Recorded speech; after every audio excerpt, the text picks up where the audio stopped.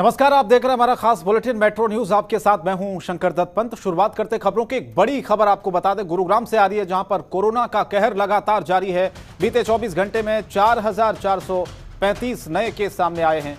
14 corona मरीजों ने दम तोड़ा है। कुल एक्टिव मरीजों का आंकड़ा 36,000 के पार पहुंच गया है। तो देखिए संक्रमण की दर कितनी तेजी से फैलती जा रही है। गुरुग्राम में मौतों का आंकड़ा भी बढ़ता जा रहा है। 36,000 क्रॉस कर गई है एक्टिव मरीजों की संख्या गुरुग्राम में।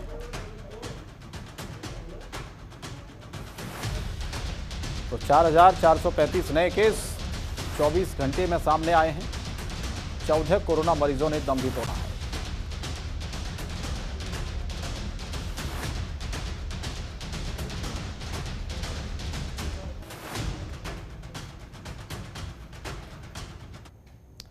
और पानीपत में लिक्विड ऑक्सीजन लेकर messrs max and private limited IMT Manesar के लिए टैंकर आ रहा है, जिसको गुरुग्राम पुलिस की ओर से ग्रीन कॉरिडोर उपलब्ध कराया गया है, जिससे वो कम से कम समय में सही जगह पर पहुंच पाए।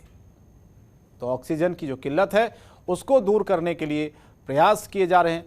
पुलिस भी लगातार लगी हुई है। अब ये ग्रीन कॉरिडोर बनाया जा रहा है। ऑक्सीजन लेकर ये टैंकर जो जा रहा है सही जगह जहां से पहुंचना है, पुलिस ने बाकायदा ग्रीन कॉरिडोर बनाकर उसको पहुंचाया है, ताकि जल्द से जल्द लोगों को ऑक्सीजन उपलब्ध हो सके।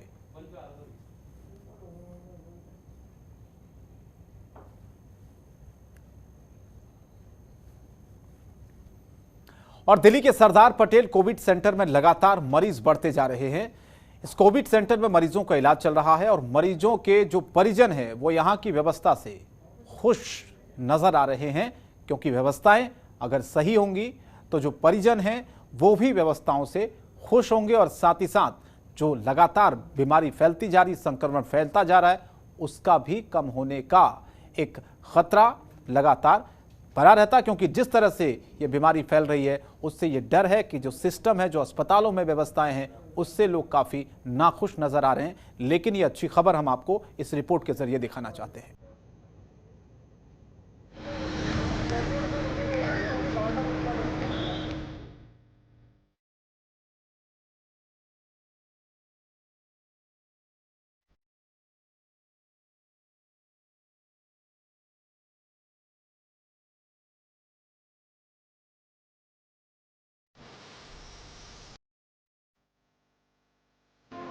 दिल्ली में कोरोना के हालात बिगड़ते जा रहे हैं, जिसकी वजह से अस्पतालों में बेड्स फुल हैं।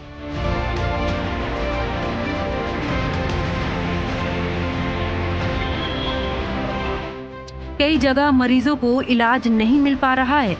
ऐसी समस्या को देखते हुए दिल्ली के छतरपुर में बनाए गए Sardar Patel Covid care centre पर लगातार मरीजों का आना जारी है। आईटीबीपी की ओर से 500 बेड के अस्पताल की स्थापना के बाद यहां सोमवार से लेकर अब तक 400 से ज्यादा मरीजों की भर्ती हो चुकी है। इस सेंटर में लगातार मरीजों की भर्तियां चल रही हैं और धीरे धीरे भर्ती मरीजों की संख्या भी बढ़ती जा रही है। कोविड सेंटर का पूरा जिम्मा डीएम अंकिता चक्रवर्ती के पास है। डीएम अंकिता चक्रवर्ती कोविड सेंटर की खुद मॉनिटरिंग कर रही हैं। डीएम अंकिता चक्रवर्ती के अलावा सांसद रमेश बिधूड़ी भी इस सेंटर की व्यवस्था को देख रहे हैं।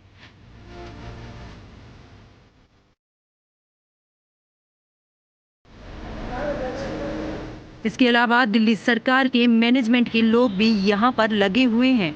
इस कोविड सेंटर की खास बात यह है कि यहाँ के मरीजों के लिए एक अलग तरह की व्यवस्था की गई है। यहाँ मरीजों के लिए वीडियो कॉलिंग की व्यवस्था की गई है। मरीज अंदर से ही वीडियो कॉलिंग के जरिए से अपने परिजनों से बात कर सकते हैं। तरफ से यहाँ पे वीडियो कॉलिंग के लिए टैब्स लगाए गए हैं सर। अंदर अगर कोई पेशेंट नहीं जा पाता, नहीं कर पाता, तो हम उसको आईटीबीपी को कन्वे करते हैं अंदर, क्योंकि डॉक्टर्स आईटीबीपी हैं, वो पेशेंट को बात कराते हैं तो उनकी तसल्ली हो जाती है। और अगर कोई और इसके अलावा सामान पहुंचाना है तो उसके लिए ई रिक्शा सुविधा दी गई है। तो और भी जो भी इसके अलावा कोई भी डिमांड आती है पब्लिक की तरफ से, तो वो हम पूरी फैसिलिटी देते हैं। खास बात यह है कि इस कोविड सेंटर पर आने वाले तीमारदार भी अपने मरीजों की सुरक्षा और स्वास्थ्य के प्रति काफी संतुष्ट नजर आ रहे हैं। जितने भी लोग यहाँ आ रहे हैं वो लोग इस कोविड सेंटर की तारीफ ही कर रहे हैं। ट्रीटमेंट एक जगह करवाया था तो बोला गया था कि आपका जो है ऑक्सीजन लेवल बहुत ज़्यादा कम है और आप पॉजिटिव हो। तो जब टेस्ट में पॉजिटिव आया था तो हमने गुड़गांव के करीब 10 हॉस्पिटल के पास गया, ना कहीं पे बेड उपलब्ध थे ना कहीं पे ऑक्सीजन सिलेंडर। तो फिर हमें पता चला कि यहाँ सरदार पटेल में राधा स्वामी के पास एक बहुत बड़ा कैंप लगाया है दिल्ली सरकार के द्वारा, आप वहाँ चले जाओ। तो हम आज यहाँ पे आए हैं, ठीक है। सुविधा तो अभी तक बहुत अच्छे मिले हैं, ठीक है। तो अभी अब आगे देखते हैं क्या होता है। और यहाँ के वर्कर भी अच्छे से ट्रीट कर रहे हैं और कोई बात जो कोई हमारी बात हमें अंदर पहुँचानी है वो पहुँच रही है। सामान अगर हमने देना है सामान हमारा दिया जा रहा है और अच्छे से वार्तालाप किया जा रहा है, जिससे कि हम संतुष्ट हैं। और वीडियो कॉलिंग के जरिए भी कुछ यहाँ पर फैसिलिटी? हाँ, वीडियो कॉलिंग के जरिए भी फैसिलिटी दी गई है। फ़ोन के बात भी हो जाती है पेशेंट से, फ़ोन से पेशेंट से बात भी हो जाती है और उसको कहीं अगर किसी चीज़ की सुविधा है, किसी चीज़ की दिक्कत है तो वो बता देता है। वो बताने के बाद में उनकी सुविधा उसकी मतलब उसकी पूरी ख्वाहिश पूरी हो जाती है। सरदार पटेल कोविड सेंटर की हर तरफ तारीफ हो रही है। डीएम अंकिता चक्रवर्ती की मॉनिटरिंग में जिस तरह से ये कोविड सेंटर चल रहा है उससे तो ऐसा लगता है कि हम एक बार फिर से कोरोना से जल्द ही जंग जीत जाएंगे और एक बार फिर सभी मरीज हंसी खुशी स्वस्थ होकर अपने अपने घर वापस लौट जाएंगे। जनतंत्र टीवी के लिए चिराग गोटी की रिपोर्ट।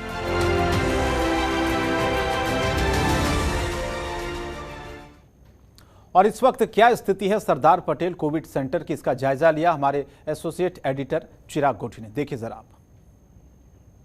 इस वक्त हम सरदार पटेल कोविड सेंटर के बाहर मौजूद हैं। आप देख सकते हैं यहाँ पर, मैं अपने कैमरा मनीष से कहूंगा आगे आके दिखाए। ये सरदार पटेल कोविड सेंटर जो है डिस्ट्रिक्ट साउथ दिल्ली एडमिनिस्ट्रेशन यानी जो डीएम हैं अंकिता चक्रवर्ती उनके निर्देशन में चल रहा है।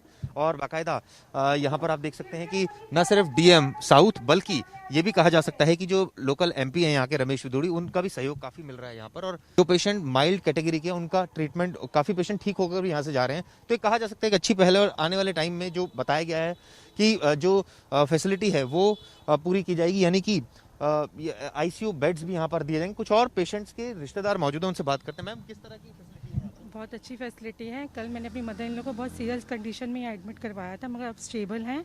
मेरी ये डॉक्टर से बात हुई है, इन्होंने मेरी काफ़ी हेल्प की, उनसे बात करने के लिए भी अब वो स्टेबल हैं। Thank you. आप जो दिल्ली सरकार जो काम कर रही है यहाँ पर सेटिस्फाइड? हाँ, सेटिस्फाइड, बेटर। वीडियो कॉलिंग के जरिए बात हुई? हाँ जी, हाँ जी, मेरी वीडियो कॉलिंग के जरिए ही बात हुई है अभी। थैंक यू सर का, जिन्होंने मेरी हेल्प की। Thank you. यहाँ पर जो पेशेंट्स हैं उनके रिश्तेदार जो है काफ़ी सेटिस्फाइड नजर आ रहे हैं और लगातार यहाँ पर अनाउंसमेंट भी की जा रही है। और एक तरह से कहा जाए पूरा डीएम जो अंकिता चक्रवर्ती है उनके निर्देशन में काम चल रहा है। और कहीं ना कहीं यहाँ पर जो क्लोज कोऑर्डिनेशन है वो मेंबर ऑफ पार्लियामेंट जो रमेश विदुड़ी उनके क्लोज कोऑर्डिनेशन में भी काम हो रहा है। यानी कि कहा जाए कि यहाँ पर जो व्यवस्थाएं हैं, तो देखिए जब कभी इस तरह का सेंटर बनता है तो थोड़ी बहुत कमियां जरूर, लेकिन मैक्सिमम अगर बात की जाए तो यहाँ पर लोगों को फैसिलिटीज मिल रही हैं और पूरी तरह से पर्सनल मॉनिटरिंग यहाँ पर लोकल एडमिनिस्ट्रेशन कर रहा है। कैमरा मनीष के साथ चिराग गोठी, जनतंत्र टीवी, दिल्ली। और Delhi DCP crime branch Monika Bhardwaj की टीम ने कोटद्वार उत्तराखंड में नकली रेमडेसिविर इंजेक्शन बनाने वाली फैक्ट्री पर छापेमारी की है। टीम ने इंजेक्शन बनाकर बेचने वाले गैंग के 5 लोगों को गिरफ्तार किया है। रेमडेसिविर इंजेक्शन बनाने वाली मशीनों को भी सीज कर दिया गया है। इनके पास से 196 तैयार रेमडेसिविर इंजेक्शन और 3000 खाली रेमडेसिविर इंजेक्शन की शीशियां बरामद हुई हैं। पुलिस की छापेमारी से पहले ही इन्होंने 2000 नकली इंजेक्शन दिए थे। ये लोग एक इंजेक्शन के 25,000 रुपए लेते थे।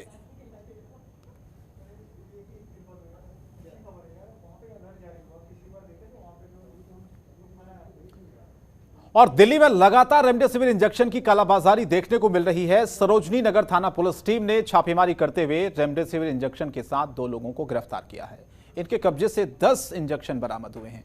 गिरफ्तार आरोपियों की पहचान अभिषेक कुमार, प्रमोद कुमार के रूप में की गई है। ये आरोपी दिल्ली के अलग अलग इलाके के रहने वाले बताए जा रहे हैं।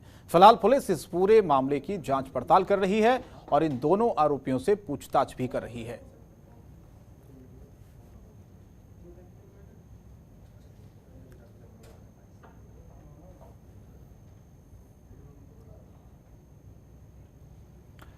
और राजधानी दिल्ली में कोरोना के कहर के चलते हालात हर दिन बद से बदतर होते जा रहे हैं। अब सत्ताधारी दल आम आदमी पार्टी में ही संकट के बीच असंतोष की आवाजें सुनाई देने लगी है।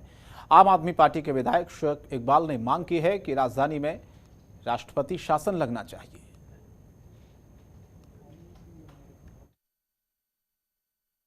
दवाई मिल रही है, ना ऑक्सीजन मिल रही है। मुझे आज अपने एमएलए होने पर जो है आज फक्र नहीं, बड़ा मुझको बेइज्जती महसूस हो रही है कि हम किसी के काम नहीं आ सके। सरकार हमारी हम काम नहीं कर साथ नहीं दे पा रही है। मैं 6 बार से एमएलए हूँ, दिल्ली में सबसे सीनियर एक ही एमएलए हूँ, लेकिन उसके बावजूद कोई सुनने वाला नहीं, किसी से संपर्क नहीं कर सकते, कौन नोडल ऑफिसर है, कौन क्या है। तो मैं आज परेशान होकर सिर्फ मैं ये चाहूँगा कि दिल्ली हाईकोर्ट तुरंत प्रभाव से दिल्ली के अंदर राष्ट्रपति शासन लगाने का काम करे। ये मेरी गुजारिश है कि दिल्ली बहुत बुरी है, नहीं तो सड़कों पर लाशें बिछ जाएंगी। तुरंत इस दिल्ली हाईकोर्ट इसका आदेश करे, दिल्ली में जो है राष्ट्रपति शासन लगाया जाए तुरंत प्रभाव से। और दिल्ली के नजफगढ़ थाना इलाके में कोरोना पॉजिटिव महिला की मौत के बाद किसी ने उसके अंतिम संस्कार की हिम्मत नहीं जुटाई। महिला की मौत कोरोना से क्या हुई, घर वालों को अपनी जान के लाले पड़ गए। कोई भी अंतिम संस्कार के लिए तैयार नहीं हुआ। पुलिस को पता चलते ही किसी तरह महिला का अंतिम संस्कार कराया गया।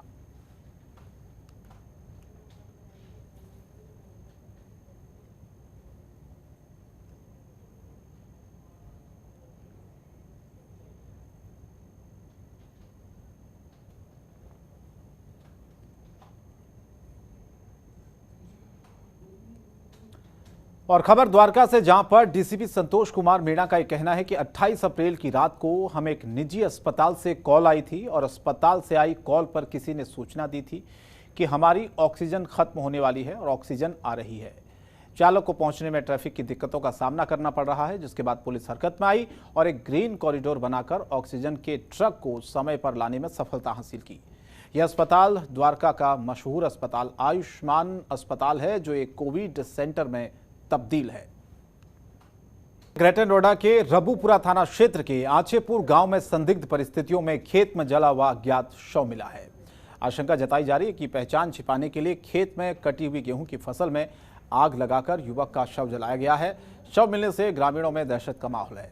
ग्रामीणों ने पुलिस को तुरंत सूचना दी। मौके पर पहुंची पुलिस ने शव को कब्जे में लिया, पोस्टमार्टम के लिए भेज दिया है। इस पूरे मामले की जांच की जा रही है। मौके पर पहुंची पुलिस फिलहाल ये जानने की कोशिश कर रही है कि आखिर ये पूरा मामला है क्या युवक की हत्या करने के बाद इस शव को जलाया गया है, पहचान छिपाने के लिए शव को जलाया गया है और इसके पीछे की वजह क्या हो सकती है।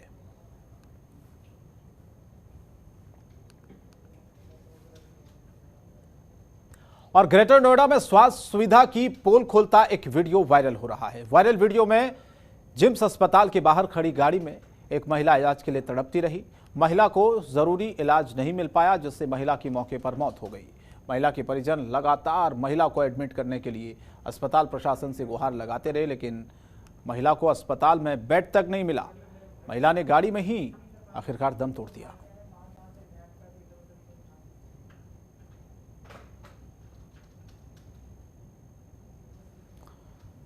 तो महिला गाड़ी में ही तड़पती रही, क्योंकि अस्पताल में एडमिट करने से मना कर दिया था। कह दिया गया था कि बेड वहाँ पर उपलब्ध नहीं है। ऑक्सीजन की ज़रूरत थी महिला को बहुत, लेकिन किस तरह से महिला ने गाड़ी में ही दम तोड़ दिया। ये सिस्टम दिखाता है किस तरह से फेल हो गया है पूरी तरह से।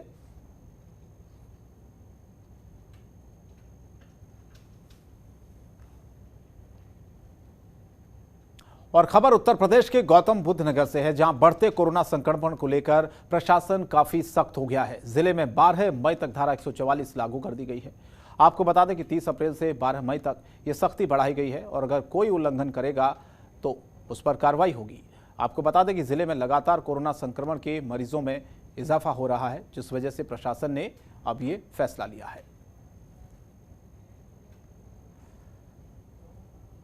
तो ग्रेटर नोएडा में धारा 144 फिलहाल लागू कर दी गई है। 12 मई तक धारा 144 लागू रहेगी और जो भी इसका उल्लंघन करेगा उस पर कार्रवाई की जाएगी, क्योंकि लगातार जो संक्रमण की दर है वो फैलती जा रही है। चाहे आप उत्तर प्रदेश ले लीजिए, दिल्ली ले लीजिए, महाराष्ट्र ले लीजिए, पंजाब, तमाम जगहों पर संक्रमण तेजी से फैल रहा है और इसीलिए अब राज्य सरकारों को ये फैसले भी, कड़े फैसले लेने पड़ रहे हैं ताकि संक्रमण की इस चेन को तोड़ा जा सके।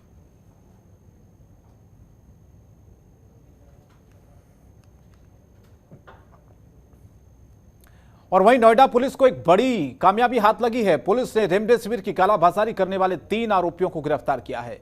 यह गिरफ्तारी नोएडा क्राइम ब्रांच और सेक्टर 24 पुलिस ने की है। आपको बता दें कि आरोपी जरूरतमंद मरीजों को 25 से 35 हजार रुपए तक रेमडेसिविर इंजेक्शन को बेचते थे। पुलिस ने इन आरोपियों के कब्जे से 3 रेमडेसिविर इंजेक्शन, 3 मोबाइल और 1 कार बरामद कर ली है।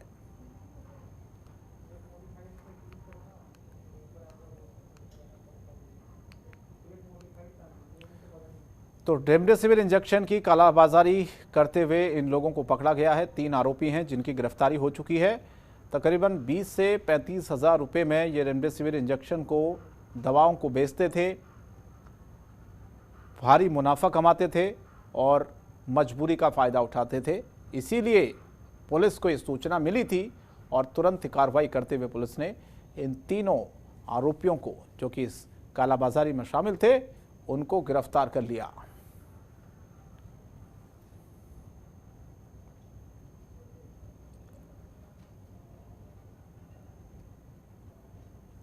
तो ये खबर ग्रेटर नोएडा से है, जहां पर पुलिस ने एक बड़ी कामयाबी हासिल की है, क्योंकि लगातार दवाओं की कालाबाजारी, इंजेक्शन की कालाबाजारी, जो कि रेमडेसिविर इंजेक्शन इस वक्त बहुत डिमांड में है, और इसी का फ़ायदा उठाते हुए, कालाबाजारी करते हुए कुछ लोग जो कि मोटे दाम पर इंजेक्शनों को बेचते हैं, दवाओं को बेच रहे थे, उन्हीं पर शिकंजा कसने के लिए पुलिस लगातार तत्पर है, सक्रिय है और एक के बाद एक कार्रवाइयाँ पुलिस की तरफ से की जाती रही हैं। चाहे वो दिल्ली पुलिस हो, चाहे वो नोएडा पुलिस हो, ये कार्रवाई की है नोएडा पुलिस ने, जहां पर इन 3 आरोपियों को गिरफ्तार किया है रेमडेसिविर इंजेक्शन के साथ।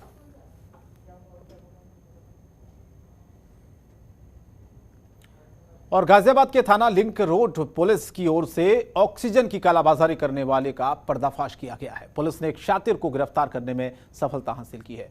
आरोपी के कब्जे से कालाबाजारी में जमा किए गए 638 खाली ऑक्सीजन सिलेंडर, जिनको बरामद कर लिया गया है।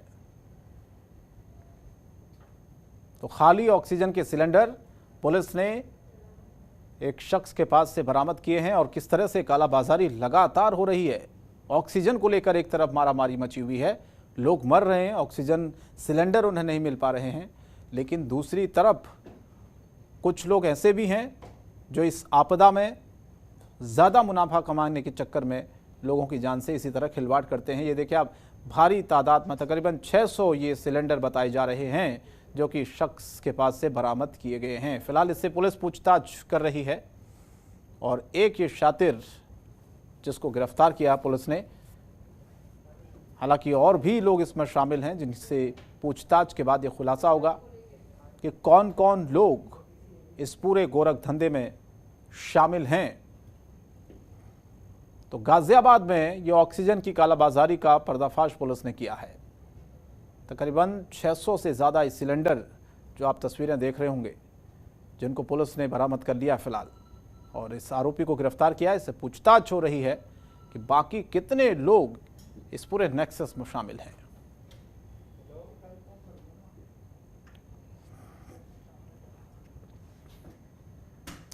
और फिलहाल मेट्रो न्यूज में इतना ही, लेकिन जनतंत्र टीवी पर खबरें जारी रहेंगी। नमस्कार। खबरों के निष्पक्ष विश्लेषण के लिए सब्सक्राइब करें Jantantra TV and press the bell icon. Never miss any update.